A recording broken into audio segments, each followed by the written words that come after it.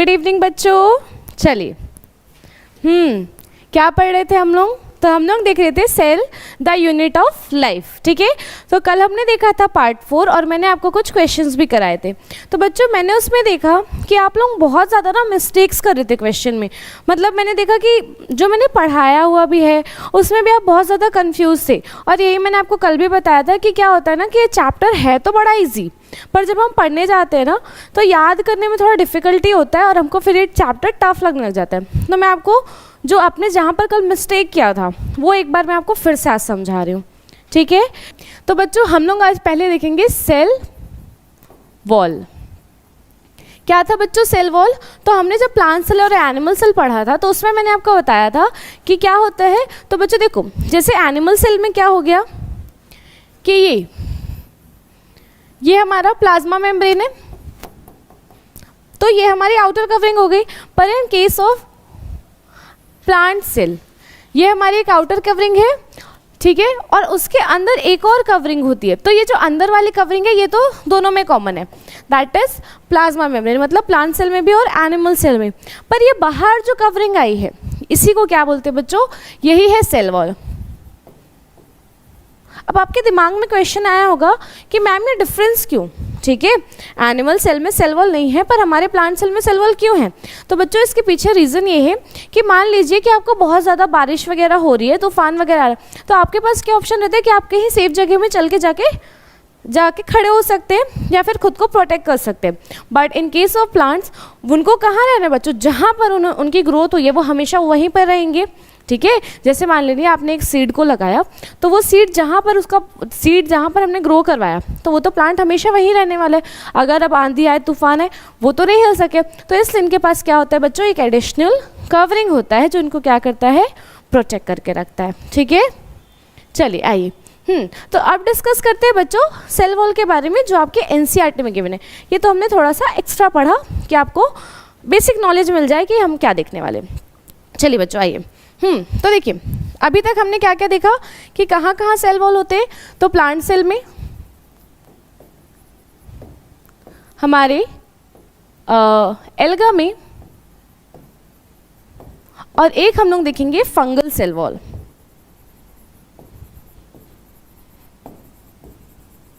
ठीक है, अब मुझे ये बताइए कि जब मैंने इसके कंपोजिशन बताए थे तो आप लोगों को कुछ डाउट था? किसी को याद है कंपोजिशन क्या था? प्लांट सेल किसके प्लांट सेल में जो सेल वॉल बना होता है बच्चों वो किसका बना हुआ होता है? तो एक तो हमने पढ़ के रखा है, हमने लास्ट चैप्टर में भी देखा था। First one is cellulose. ठीक है, तो एक हमारा क्या हो गया बच्चों? सेल्यूलोज। सेकेंड हो जाता है हमारा हेमीसेल्यूलोज, फिर हो जाएगा आपका पेक्टीन और आपका फोर्थ हो जाता है प्रोटीन। तो हमारे जो सेल्यूलोज, हेमीसेल्यूलोज, पेक्टीन और प्रोटीन ये सब मिलके क्या बनाते हैं बच्चों? प्लांट के सेल वॉल। ठीक है, तो प्लांट के जो सेल में जो सेल वॉल होता है बच्चों वो किसका किसका बना है? हमारा सेल्यूलोज, हेमीसेल्यूलोज, पेक्टीन और प्रोटीन। ठीक है, फिर नेक्स्ट है बच्चों एल्गल सेल वॉल। तो यहाँ पर भी देखो बच्चों सेल्यूलोज तो होगा, ठीक है, उसके बाद इसमें आपका क्या आ जाता है बच्चों? इसमें आ जाता है आपका गैलेक्टोज, मैनन्स, मिनरल्स जैसे कि हमारा CaCO3, ठीक है, कैल्शियम कार्बोनेट। ठीक है, क्या क्या बोला मैंने? सेल्यूलोज, हमारा गैलेक्टोज, मैनन्स और मिनरल्स लाइक CaCO3, ये किस में हो गया? एल्गा में। ठीक है, उसके बाद बच्चों जब हम लोग फंगल सेल वॉल की बात करते हैं तो वहाँ पर क्या होता है? काइटिन और पॉलीसेकेराइड। क्या बोला मैंने? Chitin and polysaccharide. पॉलीसेकेराइड मतलब क्या कि वहाँ पे कुछ अमाउंट ऑफ सेल्यूलोज और हेमीसेल्यूलोज प्रेजेंट होता है। ठीक है, चलिए आइए स्टार्ट करें। प्लांट सेल में क्या होगा बच्चों? सेल्यूलोज,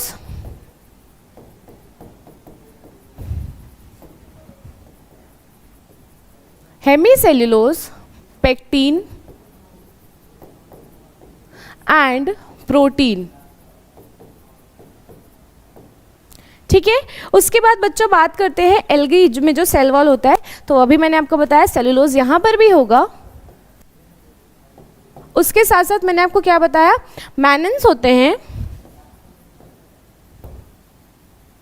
आपका मिनरल्स होगा। कौन सा मिनरल्स? तो मिनरल्स लाइक CaCO3। ठीक है, उसके बाद बच्चों आता है आपका फंगल सेल वॉल। तो ये तो इजी एकदम, काइटिन लिखना है एंड पॉलीसेकेराइड।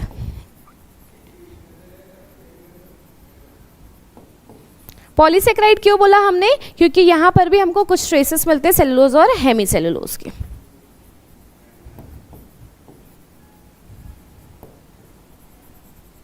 कल जब मैंने आप लोगों से ये क्वेश्चन पूछा तब आप लोगों ने इसका आंसर गलत दिया था, याद है? मैंने आपसे कंपोजिशन पूछा था प्लांट सेल का कि प्लांट सेल में जो सेल वॉल होता है वो किसका बना हुआ होता है, याद है? आपने इसका गलत आंसर दिया था। चलिए इसको लिखिए। चलिए आगे बढ़े बच्चों। अब देखिए, मान लीजिए ये एक हमारा सेल है और इसमें हुआ डिवीजन, ठीक है? तो ये हमारे 2 न्यूक्लियस बने और ये उनके अंदर क्या है, उनका जेनेटिक मटेरियल, ठीक है? अब क्या होगा बच्चों, जब ये अपार्ट गए, ठीक है, दूर दूर गए, तो यहाँ पर क्या होता है बच्चों, स्पिंडल फाइबर्स होते हैं। तो ये ऐसे स्पिंडल फाइबर्स थोड़े थोड़े हैं, फिर कुछ टाइम बाद यही डेवलप होते इनटू गोल्गी बॉडीज। ये हमारे बन गए गोल्गी बॉडीज। उसके बाद जब यहाँ पर हमारे गोल्गी बॉडीज बन गए हैं तो यहाँ पर बच्चों क्या होता है, पेक्टिन का डिपोजिशन होने लगता है। अब पेक्टिन का डिपोजिशन कैसा होता है, तो बच्चों जैसे अभी देखो मैंने स्पिंडल फाइबर कहाँ बनाया था, सेंटर पे, और उसके बाद मैंने गोल्गी बॉडीज भी कहाँ बनाया, सेंटर पे। तो अब क्या होगा कि यहाँ पर पेक्टिन का डिपोजिशन होने लग जाएगा।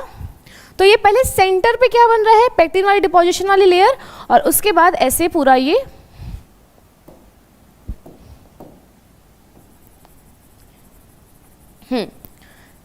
सेंटर टू पेरिफेरी जाएगा ना, मतलब यहां से ऐसे ऊपर की तरफ,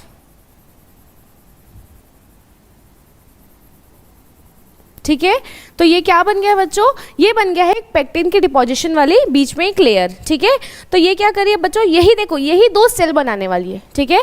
तो अब यहाँ पर क्या होता है बच्चों, अब यहाँ पर जैसे ये पेक्टिन की वॉल बन गई, ठीक है, यहाँ पर स्टार्ट होने, यहाँ पर बनते हैं 3 लेयर्स, ठीक है, जिसको हम लोग क्या बोलेंगे बच्चों, जब ये यंग रहेगा तब इसको बोलते हैं प्राइमरी वॉल। फिर जब ये थोड़ा सा मेच्योर हो जाता है तो वे प्राइमरी वॉल पूरी तरह से डिमिनिश होकर सेकेंडरी वॉल बन जाती है, ठीक है? याद आ रहा है बच्चों आप लोगों को ये सब?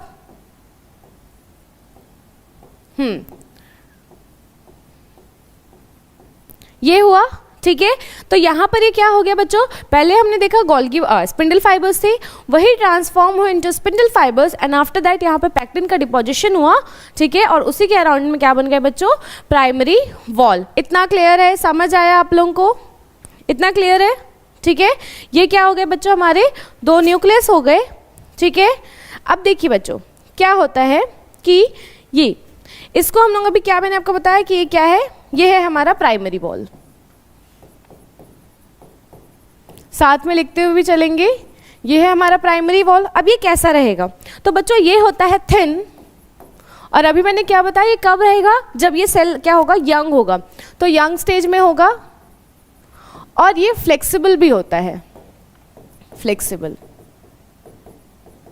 ठीक है? अब उसके बाद बच्चों क्या होता है कि जैसे ही ये अभी तो यंग है, जैसे इसमें मेच्योरिटी आती है तो ये जो सेल वॉल है ये क्या होने लग जाता है बच्चों, ये जो इसका प्राइमरी वॉल है ये पूरी तरह से डिमिनिश होता है और उसकी जगह में क्या आ जाता है, सेकेंडरी वॉल हो जाता है। और जैसे अभी मैंने बताया कि थिन होगा और थोड़ा सा फ्लेक्सिबल होता है, पर जब सेकेंडरी वॉल बनता है बच्चों तो वो कैसा बनेगा, तो वो हार्ड बनेगा। अब वो हार्ड क्यों बन रहा है, यहाँ पर तो पेक्टिन है, ठीक है, यहाँ पर लिख लेंगे मोर पेक्टिन, ठीक है? तो पेक्टिन इसलिए फ्लेक्सिबल है, पर यहाँ जब सेकेंडरी वॉल बनता है तब वहाँ पे लिग्निन का डिपोजिशन होने लग जाता है। किसका डिपोजिशन, लिग्निन का। और जैसे लिग्निन का डिपोजिशन हो जाता है वो कैसी लेयर बन जाती है, एक हार्ड लेयर बन जाती है, ठीक है? तो यहाँ पर लिख दूँ मैं, as cell wall matures the primary wall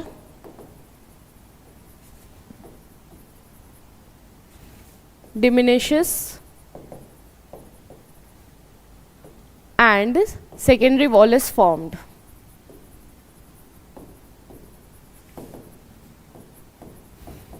और बच्चों सेकेंडरी वॉल कैसा होगा, तो सेकेंडरी वॉल ऐसे लिखिए, क्या हो जाएगा बच्चों, यहाँ पर हम लोग देखेंगे कि सेकेंडरी वॉल है हमारा थिक, क्योंकि वहाँ पर क्या डिपॉजिट हुआ है, अब लिग्निन का जो अमाउंट है वो ज़्यादा हो गया, ठीक है? तो थिक होगा ये, उसके साथ साथ हार्ड होगा, और यहाँ पर मोर लिग्निन। कब बना सेकेंडरी वॉल, जब प्राइमरी वॉल हमारा क्या हो गया है बच्चों, डिमिनिश हो चुका है, ठीक है? अब देखिए यहाँ पर ये प्लाज्मा मेम्ब्रेन भी बनेगा, ये हमारा प्लाज्मा मेम्ब्रेन बन गया, ठीक है। तो अब हमारा जो सेकेंडरी वॉल है वो कहाँ बनेगा, टुवर्ड्स द प्लाज्मा मेम्ब्रेन, ठीक है, formed towards the plasma membrane.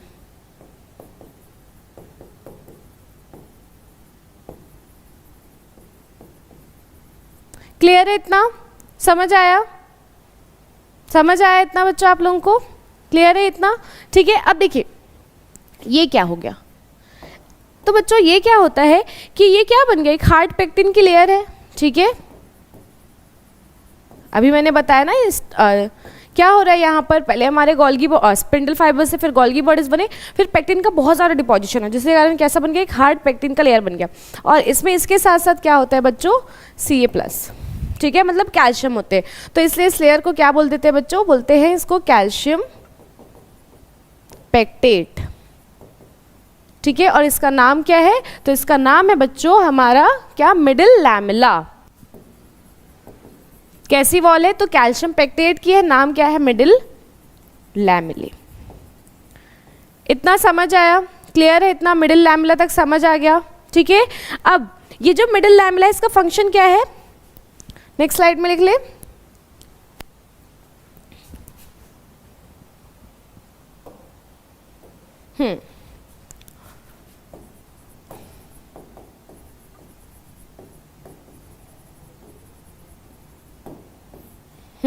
तो बच्चों मिडिल लैमेला का काम क्या होता है, तो सबसे पहले हम लोगों को पता है किसका बना है, कैल्शियम पेक्टेट का, ठीक है।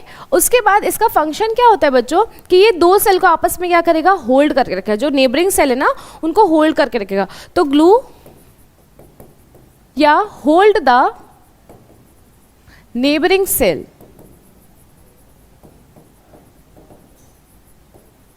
ठीक है। इसका काम क्या हो गया कि ये दो सेल है, ठीक है, उसको क्या कर देता है बच्चों, ये होल्ड करके रखेगा, ठीक है। अब उसके बाद जब आपने फ्रूट्स खाते हो तो आपने देखा होगा जनरली कि जो उसका पल्प होता है, जैसे अगर आप एक मैंगो ही ले ले तो उसका पल्प कैसा होता है बच्चों, तो उसका पल्प हमको देखते हैं एकदम सॉफ्ट होता है।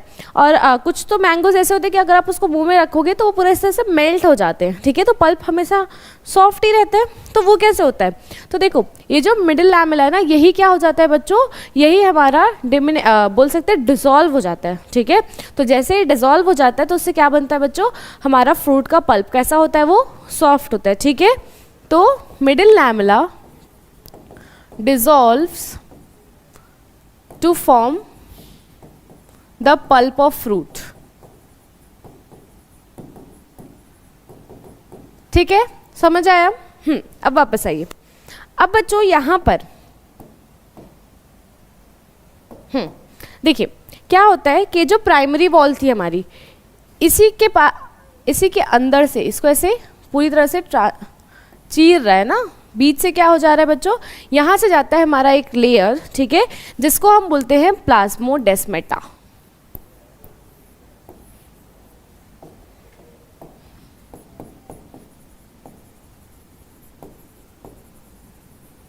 बहुत इंपॉर्टेंट है प्लाज्मोडेस्मेटा, क्वेश्चंस आते हैं बच्चों की प्लाज्मोडेस्मेटा क्या होता है, ठीक है। तो क्या है ये प्लाज्मोडेस्मेटा, आइए हेडिंग डालिए plasmodesmata.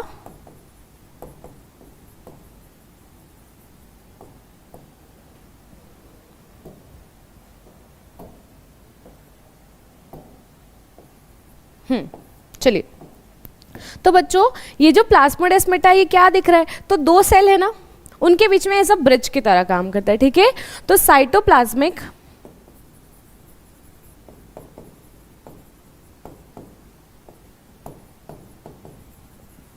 Between two adjacent sales, ठीक है, मतलब जो दो एडजेसेंट सेल है उनके बीच में क्या है बच्चों, एक ये साइटोप्लाज्मिक ब्रिज बनाता है। कौन बनाता है, हमारा प्लाज्मोडेस्मेटा, ठीक है। अब इसके बाद जो हमारा प्राइमरी वॉल है, हमारे एनसीईआरटी में लिखा हुआ है कि हमारा जो प्राइमरी वॉल होता है और जो हमारा मिडिल लैमेला होता है वो जो हमारा प्लाज्मोडेस्मेटा उसको ट्रांसफर्स करता है, ठीक है। तो ये स्टेटमेंट बहुत इंपॉर्टेंट है। क्या लिखेंगे आप लोग यहाँ पर, सेकेंडरी वॉल नहीं, इसलिए इंपॉर्टेंट है, आपको सेकेंडरी वॉल नहीं लिखना है, सेकेंडरी वॉल बहुत ज़्यादा थिक होती है, ठीक है। तो यहाँ पर लिखिए middle lamella and primary wall, that is PW are traversed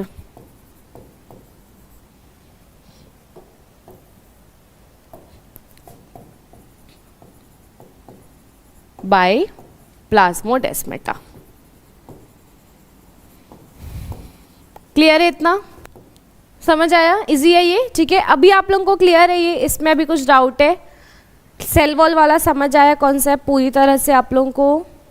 सबसे पहले क्या था, न्यूक्लियस से दूर गए, फिर स्पिंडल फाइबर्स क्या किया बच्चों, स्पिंडल फाइबर्स के कारण फिर वही ट्रांसफॉर्म इनटू गोल्गी बॉडीज, और फिर वही से बना हमारा प्राइमरी वॉल जहाँ पर पेक्टिन ज़्यादा था। और फिर आफ्टर दैट जब मैच्योर हो गया सेल तो वहाँ पर क्या बन गया बच्चों, वहाँ पर बन गया हमारा सेकेंडरी वॉल।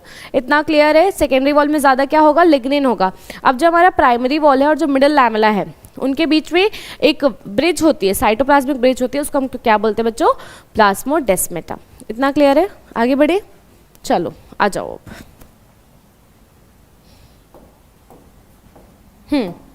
बच्चों हेडिंग डालिए एंडोमेम्ब्रेन सिस्टम।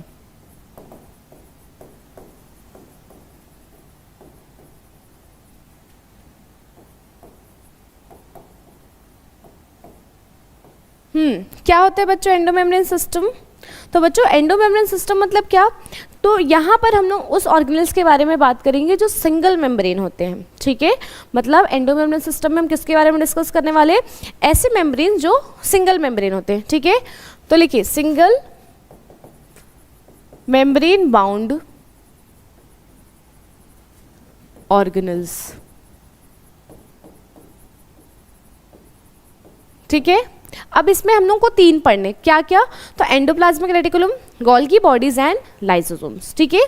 तो लिखिए एंडोप्लाज्मिक रेटिकुलम,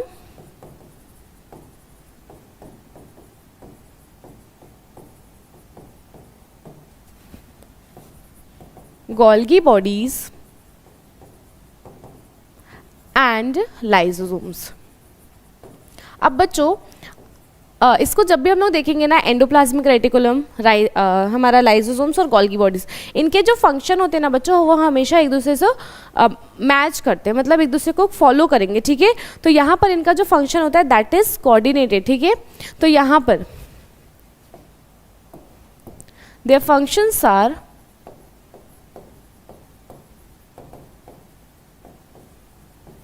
कोऑर्डिनेटेड, ठीक है। मतलब जो भी इनका फंक्शन होगा वो आपस में क्या करेगा, दूसरे को कोऑर्डिनेट करेगा। जैसे हो सकता है कि हमारा जो गोल्गी बॉडीज का कोई फंक्शन होगा उसको लाइसोसोम, हमारे एंडोप्लाज्मिक रेटिकुलम हेल्प करेंगे, लाइसोसोम का कुछ फंक्शन होगा तो दोनों मिलकर एंडोप्लाज्मिक रेटिकुलम और गोल्गी बॉडीज दोनों मिलकर हेल्प करेंगे, लाइक दैट, ठीक है। तो बच्चों फर्स्ट हम लोग स्टार्ट करेंगे एंडोप्लाज्मिक रेटिकुलम, तो साथ में हेडिंग डालेंगे बच्चों एंडोप्लाज्मिक रेटिकुलम।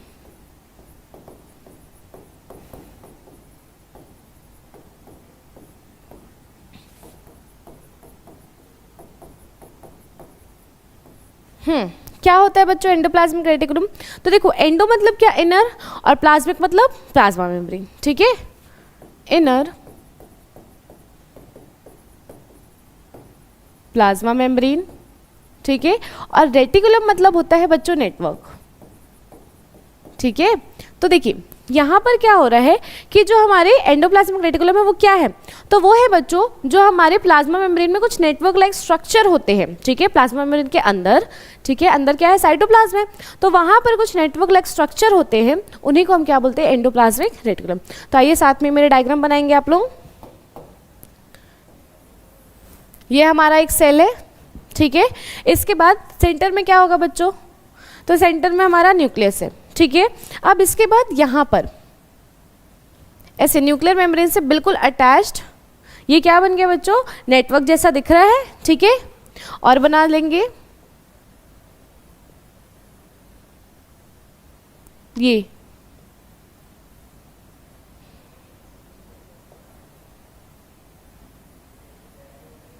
इस तरह से पूरे नेटवर्क जैसे दिख रहे हैं ना, है ना। तो यही क्या है बच्चों, यही है हमारे एंडोप्लाज्मिक रेटिकुलम, ठीक है। अब देखिए बच्चों यहाँ पर ये जो हमारे एंडोप्लाज्मिक रेटिकुलम है ये किसी भी फॉर्म में हो सकते हैं, ट्यूब्यूल्स के फॉर्म में हो सकते हैं, वेसाइकल्स के फॉर्म में हो सकते हैं, और उसके साथ साथ ये हो सकते हैं हमारे सिस्टर्नी के फॉर्म में भी, ठीक है, मतलब हम लोग को एंडोप्लाज्मिक रेटिकुलम के 3 फॉर्म्स देखने को मिलेंगे, वेसाइकल्स, टिब्यूल्स एंड सिस्टर्ने। इतना क्लियर है सबको, समझ आया? ठीक है। अब देखिए बच्चों, क्या होता है ना कि ये कैसा है, सिंगल मेम्ब्रेन है, तो सिंगल मेम्ब्रेन, और जैसे मैंने डायग्राम बनाया वैसे बनाएंगे, इसको अलग और ये दोनों को अटैच करके रखेंगे, क्योंकि आगे जब आप फंक्शन पढ़ेंगे तो आपको फिर वो कंफ्यूजिंग नहीं होना चाहिए। ठीक है, अब देखिए यहाँ पर ये जो बच्चों हमारे एंडोप्लाज्मिक रेटिकुलम होते हैं ना, ये क्या कर रहे हैं, ये डिवाइड कर रहे हैं। ठीक है, हमारा जो पूरा सेल है ना, उसको ये 2 पार्ट में, जो इसके सेल के अंदर का जो पूरा पार्ट है उसको 2 पार्ट में डिवाइड कर रहे हैं। ठीक है, तो लिखिए डिवाइड इंटरसेल्यूलर स्पेस। अब ये इसको डिवाइड करते हैं 2 पार्ट्स में। ठीक है, तो बच्चों जो इसका फर्स्ट पार्ट होता है दैट इज लूमिनल पार्ट। ठीक है, लूमिनल पार्ट, और दूसरा क्या हो जाएगा, तो नॉन लूमिनल पार्ट। ठीक है,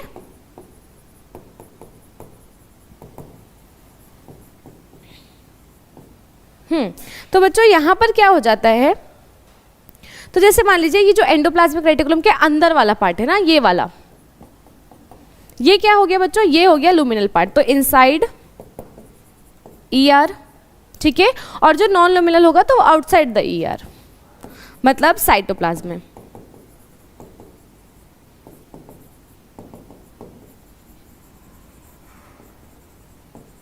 ठीक है, इसके बाद बच्चों हमारा जो एंडोप्लाज्मिक रेटिकुलम होता है उसको डिवाइड किया गया है इनटू 2 पार्ट्स। वो कैसे किया गया बच्चों, तो देखिए ये जो हमारा एंडोप्लाज्मिक रेटिकुलम जो हमारा न्यूक्लियर मेम्ब्रेन है उससे अटैच्ड वाला है, यहाँ पर ऐसे होते हैं कुछ छोटे छोटे स्ट्रक्चर्स,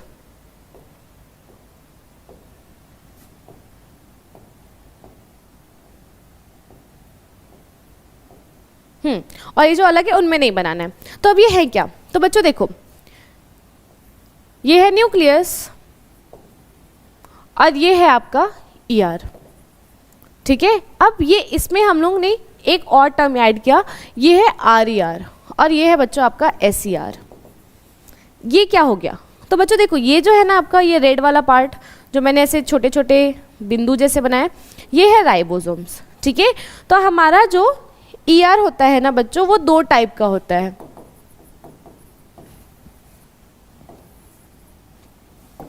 फर्स्ट लिखिए आरईआर और सेकेंड है बच्चों आपका एसईआर।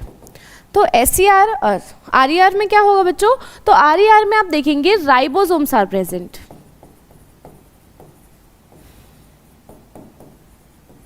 ठीक है, और जो हमारा एसईआर होता है वहां पर राइबोसोम नहीं होंगे। ठीक है, ये देखिए वहां पर राइबोसोम्स हमने नहीं बनाए हैं। अब यहां पर आइए,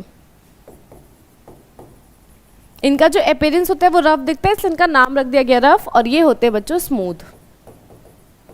ठीक है, अब हमारे जितने भी आरईआर वाले होंगे, ठीक है, जिसमें राइबोसोम वो हमेशा क्या होंगे बच्चों, अटैच रहेंगे, अटैच टू न्यूक्लियर मेम्ब्रेन। ठीक है, ये आपने देखा ना कि जो हमारे आरईआर वाले थे वो कैसे थे, न्यूक्लियर मेम्ब्रेन से अटैच थे, और ये अटैच्ड नहीं होते हैं। ठीक है, अब इनका काम क्या होता है, तो बच्चों अगर आपको कहीं पर भी राइबोसोम दिखा ना कि यहाँ पर राइबोसोम प्रेजेंट है, दैट मीन्स वहाँ पर क्या होगा बच्चों, प्रोटीन की सिंथेसिस होगी। तो यहाँ पर प्रोटीन के सिंथेसिस के लिए मशीनरी होगा,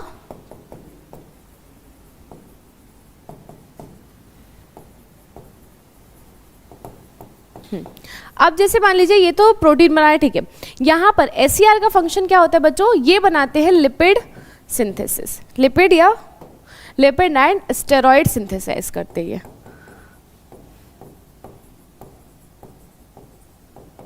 ठीक है, लिपिड और स्टेरॉइड कौन सिंथेसाइज कर रहा है बच्चों, हमारे स्मूथ एंडोप्लाज्मिक रेटिकुलम, और जो हमारे प्रोटीन सिंथेसिस वाले हैं that is our rough endoplasmic reticulum.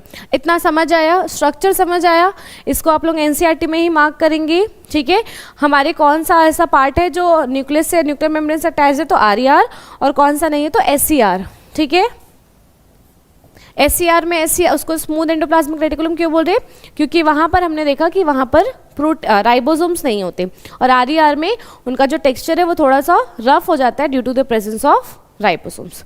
इतना क्लियर है। चलिए अब नेक्स्ट आता है बच्चों हमारा गोल्जी बॉडीज।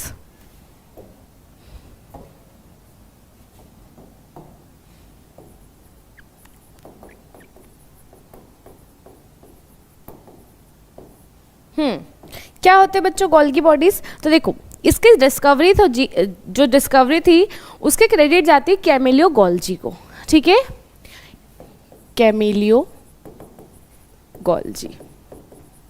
कब की थी बच्चों? तो इन्होंने की थी 1898 में, बहुत पुरानी है, ठीक है, 1898 में इन्होंने डिस्कवरी करी। अब ये होती क्या है? तो बच्चों ये होते हैं हमारे डेंस स्ट्रक्चर, ठीक है, डेंस होंगे ये। उसके साथ साथ बच्चों क्या होता है कि हमारे जो ये गोल्गी बॉडीज होते हैं ना, ये हमको सिस्टर्ने के फॉर्म में मिलते हैं, ठीक है, ऐसे लाइक दिस, ठीक है। ये क्या है बच्चों? ये है हमारा सिस्टर्नी, ठीक है, तो इस फॉर्म में मिलते हैं। तो इसकी यूनिट बोली जाती है, यूनिट क्या है बच्चों? सिस्टर्ने। अब बच्चों यहाँ पर एनसीईआरटी में इसका साइज भी मेंशन है कि इसका जो साइज है वो कितना होता है बच्चों? 0.5 to 1 माइक्रोन, ठीक है, ठीक है। गोल्गी बॉडीज क्या है बच्चों? डिस्कवर्ड बाय कैमिलियो गोल्गी, और कब हुई थी बच्चों? 1898 में। डेंस होते हैं, इनका यूनिट क्या होता है बच्चों? सिस्टर है। अब देखो इनका जो फंक्शन होगा ना बच्चों, वो हमेशा एसोसिएटेड होगा विथ ईआर, तो ऑलवेज एसोसिएटेड विथ ईआर, ठीक है, मतलब इनका जो भी कोऑर्डिनेशन कौन करवाएगा? एंडोप्लाज्मिक रेटिकुलम, ठीक है। अब बच्चों आता है पॉइंट कि इनका फंक्शन क्या है, तो उसके लिए लिखिए पीपीटी, ठीक है। पी से लिखिए बच्चों प्रोसेसिंग,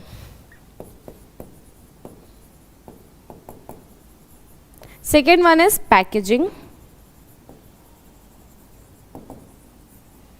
और थर्ड हो जाता है बच्चों हमारा ट्रांसपोर्ट, ठीक है। मतलब इनके पास कोई मटेरियल आएगा, ये उसको प्रोसेस करेंगे, मतलब मॉडिफाई करेंगे उसको, ठीक है। जैसे अगर कुछ लग रहा है कि इस कमी है तो इसको मॉडिफाई करेंगे, आफ्टर दैट उसकी पैकेजिंग करेंगे और फिर उसको ट्रांसपोर्ट करवाएंगे, ठीक है। मतलब सेल के अंदर कोई आया मटेरियल, उसको इन्होंने क्या किया? प्रोसेस करवाया, पैकेजिंग किया, उसके बाद फिर उसको वापस से भेज देंगे कि हाँ अब तुम्हारा प्रोसेसिंग पूरा हो चुका है, now you can go outside the cell, ठीक है। कौन करवा रहा है बच्चों? तो हमारे Golgi bodies, PPT, processing, packaging and transport. अब आइए इनका देखते हैं स्ट्रक्चर।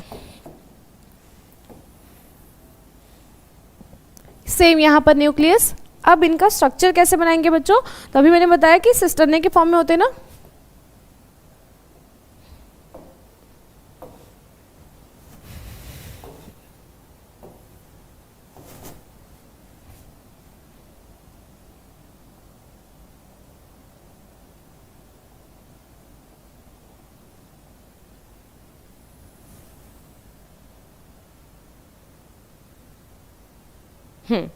चलिए, ठीक है। सेंटर में क्या होगा बच्चों? सेम हमारा वही न्यूक्लियस होगा, ठीक है। अब बनाइए इसका स्ट्रक्चर, तो ये कुछ इस तरह,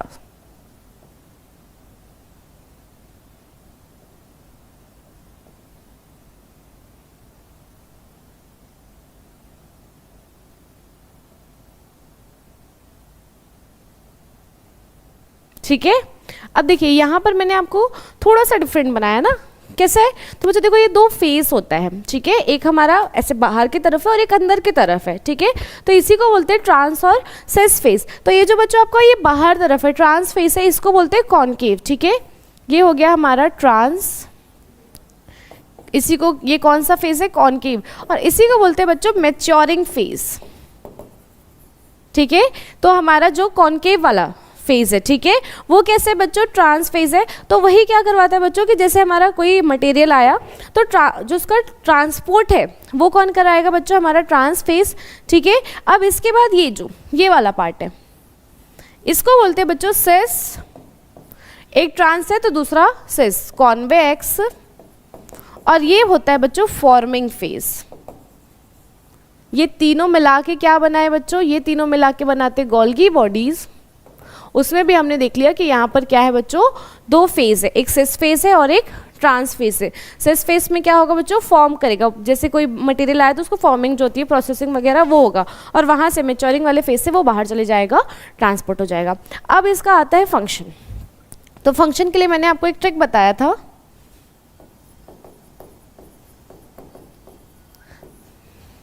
गैस VLC, गैस VLCC, ठीक है, चलिए आइए इसको डिस्कस करते हैं। GASVLCC।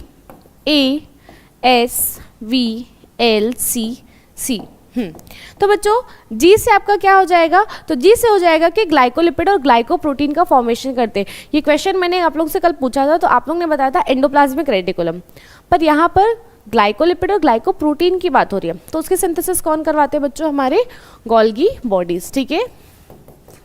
Glycolipid and glycoprotein synthesis,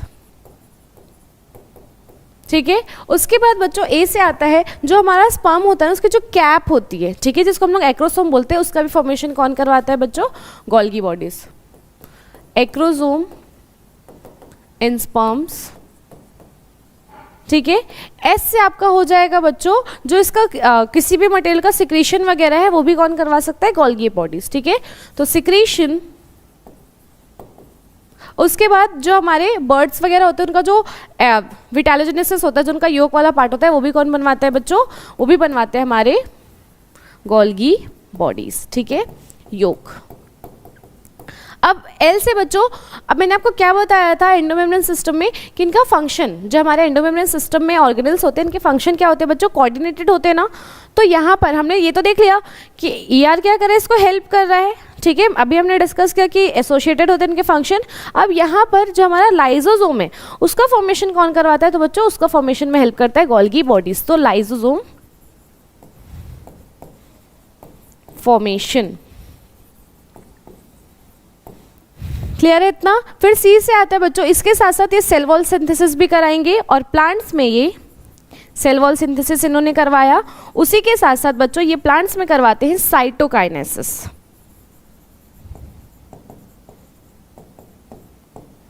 ठीक है, याद हो जाएगा इस ट्रिक से आप लोगों को ये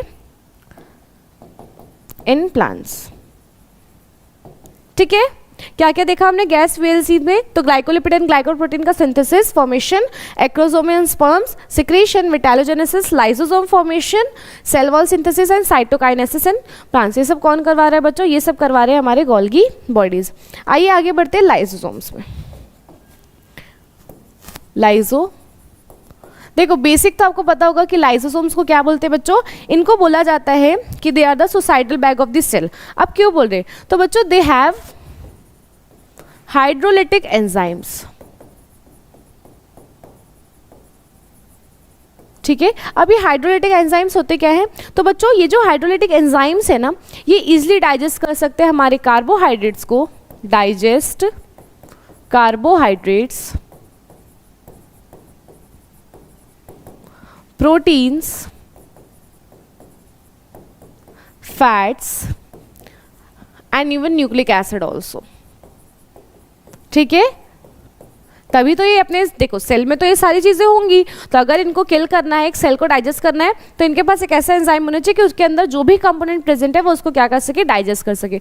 अभी जो बच्चों हाइड्रोलिटिक एंजाइम्स होते हैं ना, they act on acidic pH, ठीक है। मतलब अगर इनको हम लोग को एक्टिवेट कराना है, so they need acidic pH, that is 4 to 5, ठीक है। अब इसके लिए जो हमारा लाइसोसोम है बच्चों, अब उसको तो अपना एसिडिक pH खुद मेंटेन करना है, ठीक है। तो इसके लिए क्या करता है बच्चों, मेंटेन्स प्रोटॉन पंप, ठीक है। ये क्या करवाएगा, प्रोटॉन पंप कराएगा, that means H+ ion release करवाएगा।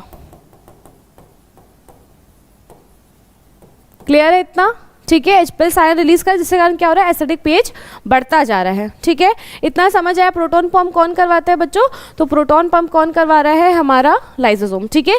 तो इससे क्या होगा बच्चों, इससे हमारा एसिडिक कंडीशन बना रहेगा। क्लियर है इतना, समझ आया, इजी है इतना, ठीक है। अब इसको बच्चों, ये जो हम लोग जब लाइसोसोम्स को देखते हैं ना, तो ये कभी भी ऐसा हम लोग को एक ही स्ट्रक्चर के दिखेंगे, ठीक है। तो इसलिए हम लोग उसके बोलते हैं दे आर पॉलीमॉर्फिक ऑर्गेनल्स,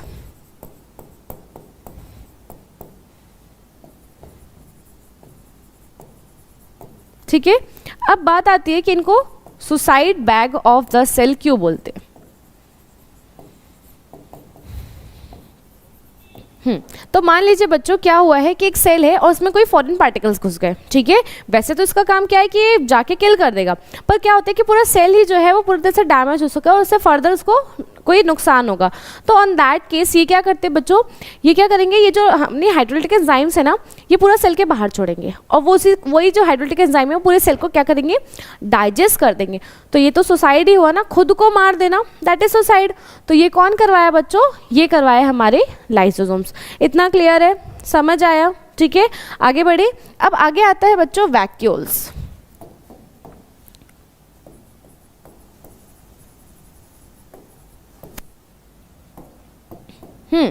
क्या होते हैं बच्चों वैक्यूल्स। तो वैक्यूल्स एक ऐसे ऑर्गन होते हैं ना, ऑर्गेनल्स होते हैं जो कि कुछ ना कुछ स्टोर ही करेंगे, ठीक है।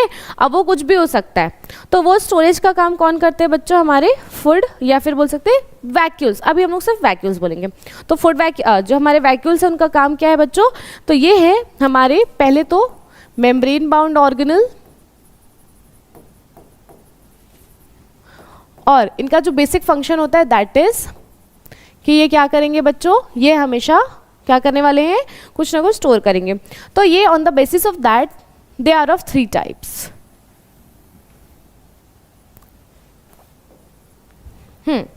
चलिए एक एक करके डिस्कस करें। तो firstly will discuss about food vacuole, ठीक है। फूड वैक्यूल क्या होता है बच्चों, तो नाम से समझ आ रहा है ये क्या करेंगे, तो ये कुछ ना कुछ फूड वाला पार्टिकल स्टोर करके रखेंगे। तो ये हम लोग इसमें एग्जांपल देखते हैं प्रोटिस्टा। प्रोटिस्टा में क्या होता है बच्चों कि हमारा जो ऑर्गेनिज्म है ना उसके पास क्या होगा, वैक्यूल्स होंगे, जहां से वो क्या करेंगे, जैसे उन्होंने फूड का इंटेक किया, इंजेस्ट किया फूड को, वो उसी वैक्यूल में आ जाएगा, ठीक है। तो ये कैसा होता है, बाय इंजेस्टिंग द फूड, ठीक है। नेक्स्ट आ जाते हैं बच्चों हमारे कॉन्ट्रेक्टाइल वैक्यूल।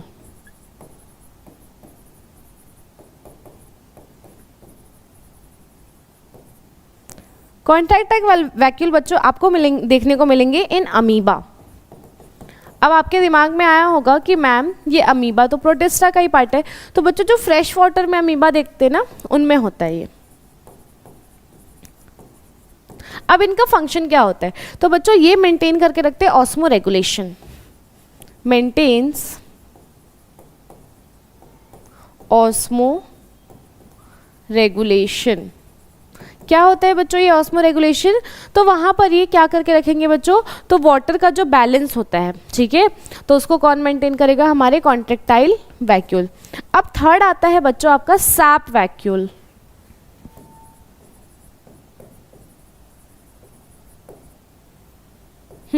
सुना है क्या किसी ने सैप, तो देखो सैप वैक्यूल बोल रहे मतलब किससे रिलेट हो गया बच्चों, प्लांट से रिलेट हो गया, ठीक है।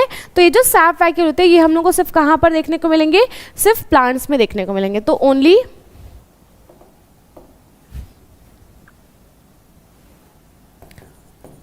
Found in plants.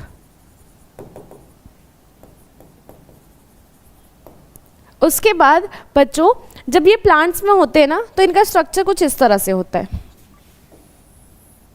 ये हमारा प्लांट सेल है, ठीक है, और ये उसके बाहर उसकी सेल वॉल।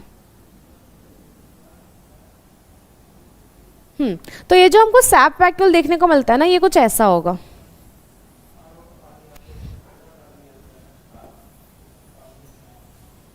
ठीक है, ये क्या हो गया बच्चों, ये है हमारा सैप वैक्यूल। अब आप लोगों को दिख रहा होगा कि ये जो सैप वैक्यूल है, ये जो सैप वैक्यूल है बच्चों, ये क्या किया, देखो ये पूरा जो सेल वॉल है हमारा, इसमें इसने क्या कर लिया, ज्यादा स्पेस ले लिया ना। देखो जब हम लोग बात कर रहे हैं हमारे एनिमल सेल की, तो वहां पर ये क्या हो रहा है कि वहां पर ये जो वैक्यूल्स ऐसे छोटे छोटे होते हैं, ठीक है, ऐसे छोटे छोटे वैक्यूल्स प्रेजेंट होते हैं। पर यहाँ पर हम क्या देख रहे हैं कि वैक्यूल ने 90% ऑफ द जो सेल है उसके स्पेस ले लिया, ठीक है। तो यहाँ पर ये जो सैप वैक्यूल है बच्चों, यहाँ पर आप लिखेंगे कि यहाँ पर 90% of the volume of cell, ठीक है, मतलब जो हमारे वैक्यूल्स प्रेजेंट होते हैं इन प्लांट सेल, उन्होंने क्या कर लिया बच्चों, एक प्लांट का पूरा कितना जगह ले लिया, पूरा 90%। तो इसके कारण क्या होता है बच्चों, हम लोग जनरली सेल में देखते हैं कि न्यूक्लियस ऐसे सेंटर पे होता है, इजंट इट, ठीक है, पर यहाँ पर क्या होगा, due to the sap vacuole nucleus हमारा कहीं यहाँ पर शिफ्ट हो जाता है, क्योंकि ये जो सैप वैक्यूल है थोड़ा बड़ा होता है ना, ठीक है, तो उसके कारण न्यूक्लियस जो है हमारा वो शिफ्ट हो जाता है, ठीक है। तो ये आ गया हमारा, ये डायग्राम मैं आप लोगों को सिर्फ देखने के लिए नहीं बना रही, आप लोगों को भी बनाना है, ठीक है। अब बच्चों आता है एनसीईआरटी में इसके बारे में थोड़ा सा और डिटेल में डिस्कस किया गया है, ठीक है। तो देखो ये जो हमारा सैप वैक्यूल है, इसका जो मेम्ब्रेन है इसको बोलते हैं टोनोप्लास्ट।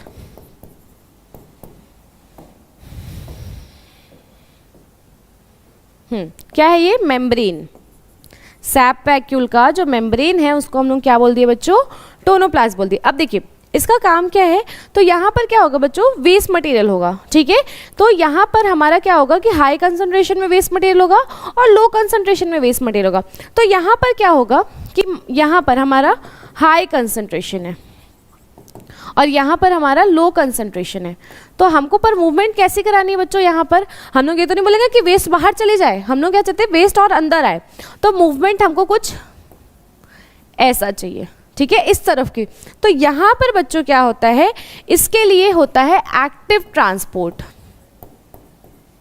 एक्टिव ट्रांसपोर्ट, ठीक है। एक्टिव ट्रांसपोर्ट मतलब क्या, तो सबसे पहले तो याद रखना है ये होता है against the concentration gradient, against the concentration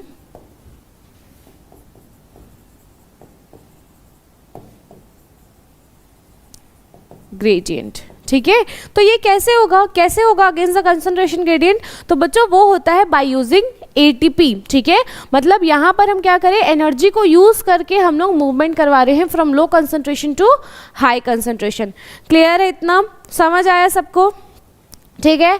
ये क्या हो गया बच्चों, ये है हमारा sap vacuole, high concentration to low concentration, और इसका जो हमारा मेम्ब्रेन है हमारे सैप वैक्यूल का, दैट इज टोनोप्लास्ट, ठीक है। समझ आ गया इतना। यहाँ पर और ऐड करिए कि इसमें क्या होगा बच्चों, तो इसमें होता है हमारे water, SAP and excretory products.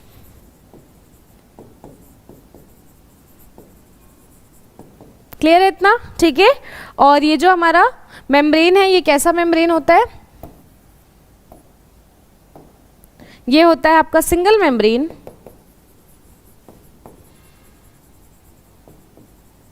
ठीक है। सिंगल मेम्ब्रेन के साथ साथ बच्चों ये कैसा होगा, तो बच्चों ये होता है सेलेक्टिवली परमिएबल, सबको अंदर अलाउ नहीं करेगा, ये सिर्फ सेलेक्टेड मटेरियल्स को ही अंदर आने के लिए परमिट करेगा।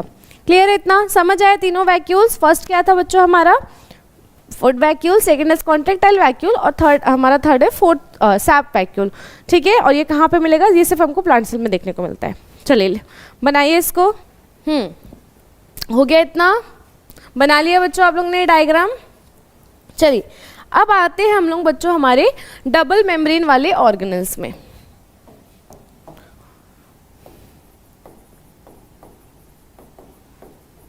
डबल मेम्ब्रेन क्या होते हैं बच्चे डबल मेम्ब्रेन, तो हम लोग डिस्कस करने वाले हैं माइटोकॉन्ड्रिया के बारे में।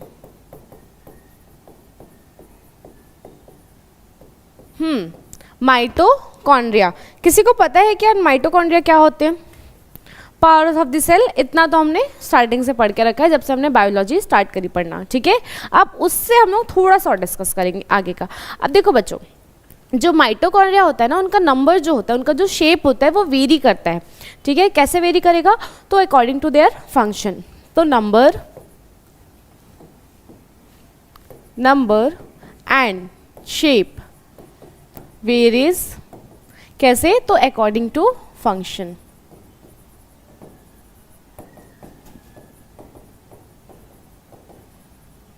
ठीक है। इसके बाद बच्चों हमारा जो माइटोकॉन्ड्रिया होता है, यही क्या होता है, यही होता है site of aerobic respiration,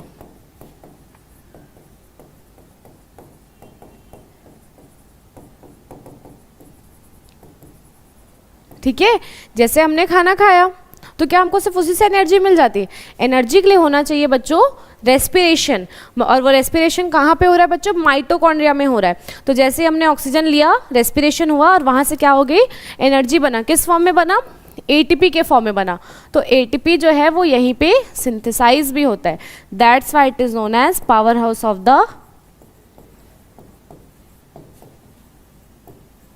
cell. ठीक है, क्लियर है? इतना समझ आया?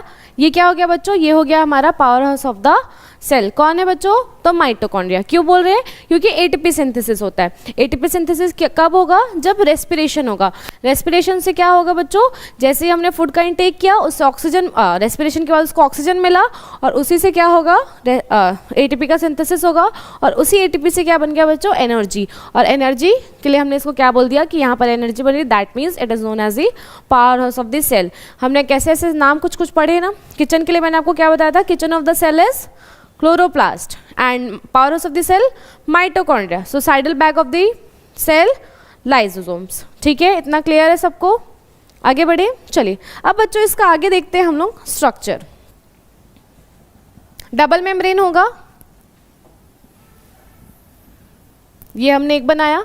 अब यहाँ पर बच्चों जो दूसरा मेम्ब्रेन होता है ना वो कुछ इस तरह से होगा।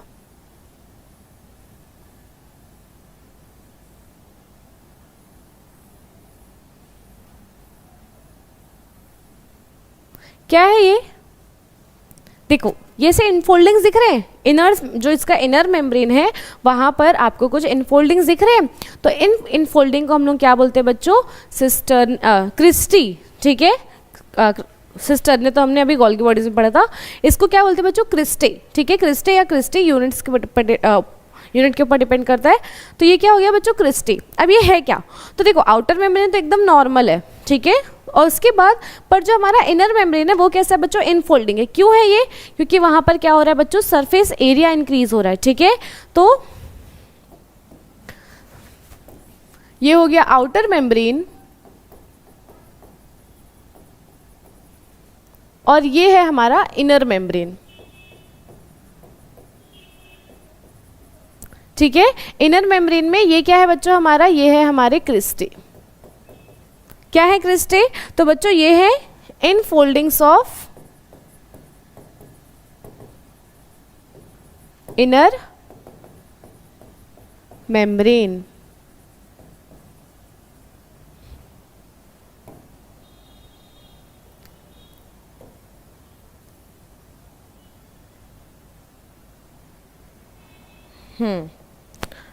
अगर आप लोग भी लिख लियो, थोड़ा सा उसको नीचे करोगे, अभी मैं आगे बता दूंगी क्यों करवाया है मैंने, पर उसको नीचे कर लीजिए। ठीक है, समझ आए? चलो आगे बढ़े। ये हो गया। अब बच्चों जब हम माइटोकॉन्ड्रिया की बात करते हैं तो ये एक ऐसा ऑर्गेनल होता है जिसके पास इसका खुद का क्या होगा बच्चों? डीएनए होगा। ठीक है, मतलब इसके पास इसका खुद का क्या है? जेनेटिक मटेरियल है।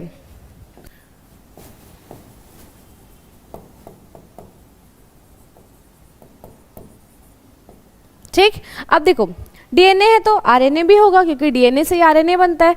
तो ऐसे थोड़े बहुत हमको आरएनए भी देखने को मिलते हैं।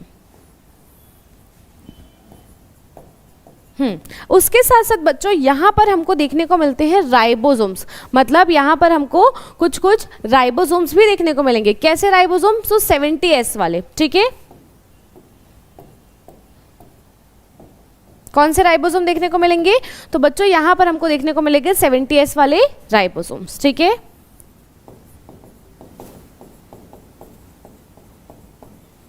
अब राइबोसोम्स आ गए, मतलब क्या होगा बच्चों? प्रोटीन की सिंथेसिस होगी।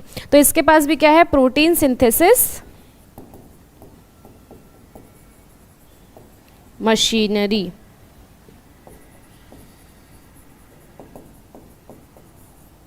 क्लियर है इतना? ठीक है, इतना स्ट्रक्चर आपको समझ आया? क्लियर है इतना? ठीक है, चलिए आगे बढ़े। अब देखिए बच्चों, जैसे हमने जब सेल में पढ़ा था तो उसके अंदर जो फ्लूइड होता है उसको हम लोग क्या बोलते हैं? साइटोप्लाज्म। तो यहाँ पर भी क्या दिख रहा है ना? फ्लूइड। ठीक है, तो इसको बोलते हैं बच्चों मैट्रिक्स। एक मिनट ना, मिक्स हो जाएगा।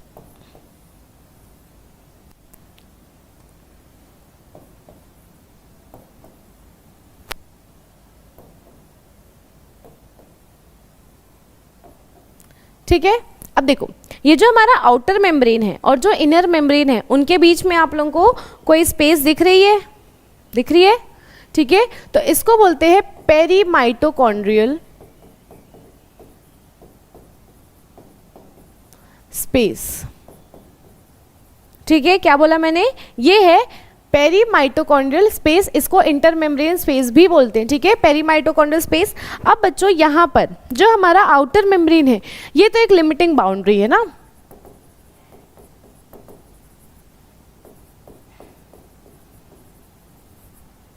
ठीक है। अब इसके बाद यहाँ पर बच्चों ये जो इनर मेम्ब्रेन होते हैं ना, यहाँ पर प्रेजेंट होते हैं कुछ एंजाइम्स, ठीक है, enzymes of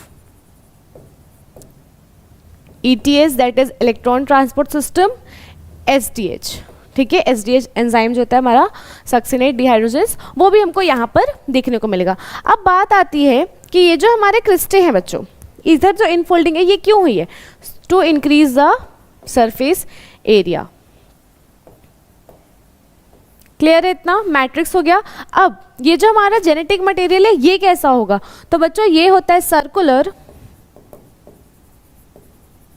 and double stranded DNA, ठीक है। जेनेटिक मटेरियल कैसा है बच्चों? सर्कुलर है और वो डबल स्ट्रैंडेड है, ठीक है। इतना समझ आ गया। RNA कैसे मिलेंगे? तो थोड़े ही मिलेंगे, few RNA are also there. Protein synthesis machinery होगी, क्यों होगी? क्योंकि यहाँ पर राइबोसोम्स भी हमको देखने को मिल रहे हैं। इतना समझ आ गया? क्लियर है बच्चों? इतना समझ आया माइटोकॉन्ड्रिया का स्ट्रक्चर, ठीक है। आगे बढ़े। चलो, कुछ छूटा तो नहीं? ये दोनों के बीच में स्पेस को क्या बोलते हैं? पेरीमाइटोकॉन्ड्रियल स्पेस, ठीक है। और उसके बाद पहले आउटर मेम्ब्रेन है, फिर पेरीमाइटोकॉन्ड्रियल स्पेस है, फिर उसके बाद इनर मेम्ब्रेन है। इनर मेम्ब्रेन किस फॉर्म में है बच्चों? तो इनर मेम्ब्रेन है हमारा क्रिस्टे के फॉर्म में, ठीक है। और क्रिस्टे क्या हुए? तो ऐसे इनफोल्डिंग से अंदर की तरफ इनर मेम्ब्रेन की to increase the surface area, ठीक है। समझ आया? और बाहर वाला कैसे है बच्चों? एक लिमिटिंग बाउंड्री है, पर यहाँ पर हमने देखा कि कैसे ये अंदर की तरफ पूरे फोल्डेड है। क्यों है? क्योंकि सरफेस एरिया बढ़ाना है। उसके साथ साथ हमने देखा कि इनके पास खुद का जेनेटिक मटेरियल भी है। कैसा है? सर्कुलर है और डबल स्ट्रैंडेड DNA है, ठीक है। उसके बाद DNA है तो हमको कुछ कुछ यहाँ पर RNA के भी ट्रेसेस देखने को मिलेंगे, ठीक है। उसके साथ साथ हमको यहाँ पर देखने को मिला क्या? राइबोसोम्स। दैट मीन्स कि इनके पास राइबोसोम्स भी तो प्रोटीन सिंथेसाइज भी ये कर सकते हैं, ठीक है। आगे बढ़े। चलो, अब बच्चों आगे आता है कि देखिए इनके पास तो इनका क्या है? खुद का जेनेटिक मटेरियल है, तो इसलिए इनको क्या बोला जाता है? They are self autonomous, sorry semi autonomous. Semi autonomous मतलब क्या? देखिए ऑटोनॉमस कॉलेज सुना है आपने? क्या होता है? प्राइवेट प्लस गवर्नमेंट, मतलब वो कुछ रूल्स गवर्नमेंट के भी फॉलो करते हैं और उनके पास प्राइवेट वाले भी पॉलिसीज होती है, ठीक है। तो यहाँ पर ये जो हमारे माइटोकॉन्ड्रिया, देखो कुछ के लिए तो ये डिपेंडेंट होंगे हमारे उसमें सेल पे, सेल का जो न्यूक्लियस है, पर कुछ फंक्शन ये खुद भी कर सकते हैं, इसलिए हमने इसको क्या बोल दिया? They are semi autonomous. अब देखिए मैंने आपको क्या बताया कि इनके पास क्या होता है? कुछ कुछ एंजाइम्स भी हैं, हाँ, ठीक है। अब देखिए सेमी ऑटोनॉमस है, उसके साथ साथ बच्चों ये जो माइटोकॉन्ड्रिया है ना, इसमें डिवीजन भी होता है। तो माइटोकॉन्ड्रिया कैसे डिवाइड करेंगे? तो by fission. So mitochondria divide by fission, ठीक है। तो यहाँ पे माइटोकॉन्ड्रिया कैसे डिवाइड करें? तो बाय फिजन। इसके साथ साथ बच्चों एंजाइम्स, they have enzymes